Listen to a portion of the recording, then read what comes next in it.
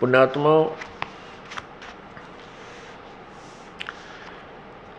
हम कोई भी साधना करते हैं,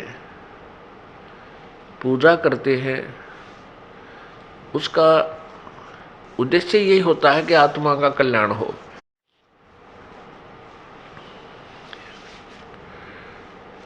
और फिर हमारे संसारिक जीवन में, हमारे संसार के अंदर संसारिक कार्य, इस मनुष्य जीवन में जो हमारे ऊपर आने वाली आपदाएं हैं वो भी टले। क्योंकि यहाँ आपदाओं पर आपदाएं आएंगी तो हम भक्ति नहीं कर सकते, आत्म कल्याण नहीं करवा सकते।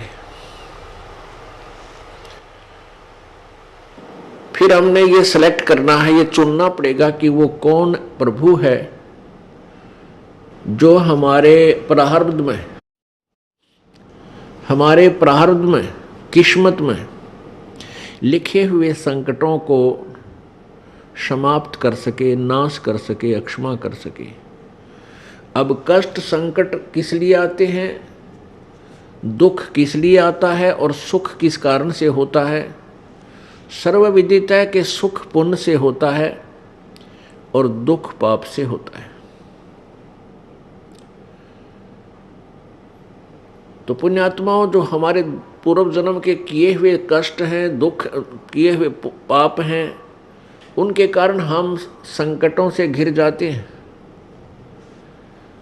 और ये हमें मालूम है कि भगवान संकट मोचन है। उस संकट मोचन से हम फिर अपने संकटों के निवारण के लिए चेष्टा करते हैं। फिर हमें ये भी पता है कि परमात्मा का मार्ग, हमारे संकटों का मोचन जो है संतों द्वारा ही होता है, ईश्वरीय शक्ति से। इसलिए हम संतों की तलाश में फिर चलते हैं। और कुछ दंत कथाएं सुनी होती हैं, कोई मंदिर जाता है, कहते हैं उस मंदिर में जाने से संकट निवारण होता है। कोई किसी मजार पर जाता है, किसी पीर की मंडी पर जाता है कि वहाँ जाने से संकट निवारण होते हैं। कोई किसी तालाब, जोहड़ में या दरिया में स्नान करने जाता है कि उसमें स्नान करने से संकट मोचन होता है, कष्ट निवारण होते हैं। इन सभी श्रुतियों से, इन सब सुनी सुनाई बातों से हम अपने संकट के निवारण के लिए प्रयत्नशील रहते हैं। हमें मालूम है कि परमात्मा हमारे दुखों का निवारण करता है। उस उद्देश्य से हम घर से निकलते हैं। जिसको जैसा भी ज्ञान होता है, कोई मंदिर में जाता है, कोई मस्जिद में, कोई गुरुद्वारे में, कोई चर्च में, कोई किसी तीर्थ धाम पर जाता है, कोई किसी तालाब पर स्नानार्थ जाता है और कोई संतों के पास जाता है। वहां जाने के बाद फिर भी वो सुखी नहीं हो रहा। उसका कारण क्या है? सबसे पहले हमने ये जानना होगा, जिस संत के पास आप जाते हो वो आपको कोई ना कोई जंतर मंत्र, भक्ति साधना का अवश्य बताता है कि आप ऐसे करो, आपका कष्ट निवारण हो जाएगा। तो जो दुखी है, जैसे कोई रोगी वैद्य के पास जाता है, वैद्य उसको जो दवाई देता है, औषधि देता है, वो उसको खाता है और बताए अनुसार सारी परहेज रखता है। और फिर भी उसको आराम नहीं हो रहा तो डॉक्टर ठीक नहीं, वो दवाई सही नहीं लगी तेरी, वो डॉक्टर ठीक नहीं, वो वैद्य ठीक नहीं, उसको ज्ञान नहीं है, आपकी बीमारी से, रोग से परिचित नहीं है। तो क्या करते हैं? फिर दूसरे वैद्य के पास जाते हैं, फिर तीसरे के पास जाते हैं। जब तक रोग नहीं कटेगा तब तक आप चैन से बैठ नहीं सकते और न ही बैठना चाहिए। अब कुछ पुण्यात्माएं संतों के पास चले गए किसी को 2 वर्ष हो गए, किसी को 10 वर्ष, किसी को 20 वर्ष। आपत्तियां ज्यों की त्यों बनी हुई हैं।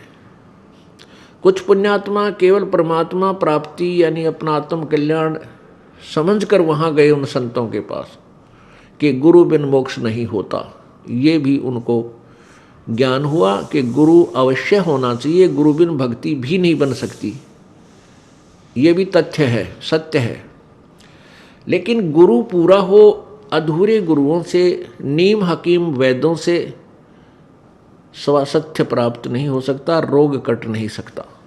इसलिए हम जो पुण्य आत्मा थी वो इन संतों के पास पहुंच गए। लाखों और करोड़ों की संख्या में वहां जन समूह एकत्रित हो गया। अब वहां उनको लाभ नहीं हो रहा। जैसे जब तक जीव के पुण्य, पूर्व जन्म के पुण्य चलते हैं, तब तक वो किसी भी साधना को कर रहा है, किसी भी संत के पास वो गया हुआ है, उसके पूर्व जन्म के पुण्यों से अच्छा लाभ मिल रहा है, वो सुखी है। जैसे किसी का अच्छा कारोबार चल रहा है, घर में संतान बेटा बेटी हो गए, फिर उनकी पढ़ाई अच्छी होगी, उनको अच्छी नौकरियां मिल गई, अच्छे स्थानों पर उनका विवाह संस्कार हो गया, तो वो भक्त उन संतों के पास था, तो उसने ये सोचा कि जो गुरुजी ने मुझे मंत्र दे रखा है इससे मुझे लाभ हुआ। और उसी गुरुजी के पास ऐसे भी व्यक्ति हैं जो दुखी गए थे और उससे भी और दुखी हो गए, वही साधना वही भक्ति वो कर रहे हैं। क्योंकि उन जिनके सर्व सुख थे, सब कार्य ठीक हुए, उनके पूर्व जन्म के पुण्य उनके साथ थे। और जिनको लाभ पहले ही नहीं था वो और भी चले गए, वहां जाने के बाद और भी दुखी हो गए, तो उनका पुण्य पूर्व जन्म का नहीं था, पाप उन्हें भोगने ही पड़ रहे हैं। तो फिर वो संत उनको क्या कहते हैं? जो दुखी थे और सुख नहीं हुआ, उनको कहते हैं कि तुम्हारे प्रारब्ध का जो भोग है ये तो भाई भोगना ही पड़ेगा। भक्ति करो, आगे वाले जीवन में तुम सुखी हो जाओगे। पुण्यात्माओं, जब वो संत ये कह देते हैं कि तुम्हारे प्रारब्ध का जो भोग है वही तुम्हें मिलेगा, तुम्हारे प्रारब्ध में, तुम्हारी किस्मत में पुण्य है तो सुख मिलेगा, पाप है तो दुख मिलेगा ही मिलेगा, इससे सिद्ध हो जाता है कि उस संत के पास कोई भक्ति मार्ग नहीं है, उसके पास वो दवाई औषधि नहीं है, उस परम शक्ति का उससे योग नहीं है जो हमारे प्रारब्ध के पाप को नाश कर सके। और पाप नाश हुए बिना सुख नहीं हो सकता। जैसे किसी के पैर में कांटा लगा हो और कोई किसी के पास जाकर कहता है कि मेरे पैर में पीड़ा है, उसने बता दिया कि तेरे पैर में कांटा लगा हुआ है, गहरा चला गया है, ऊपर दिखाई नहीं दे रहा है, जिस कारण से तुझे पीड़ा है। अब वो व्यक्ति ये कहे कि तेरा कांटा तो निकल नहीं सकता, अब जूता पहन ले, आने वाले आगे तुझे कांटा नहीं लगेगा, फिर से कांटा नहीं लगेगा, जूते पहनो।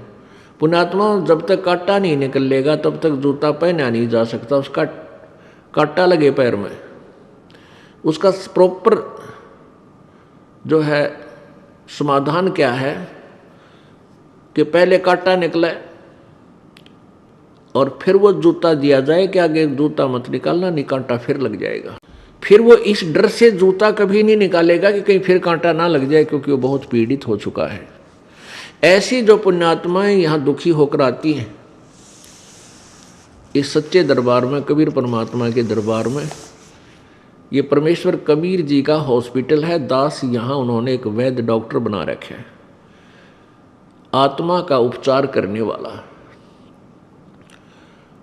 तो पहले आपके प्रारब्ध में जो दुख है वो कष्ट रूपी कांटे को निकाला जाएगा। उस कष्ट रूपी कांटे को निकाल दिया जाएगा, फिर आपकी रुचि बनेगी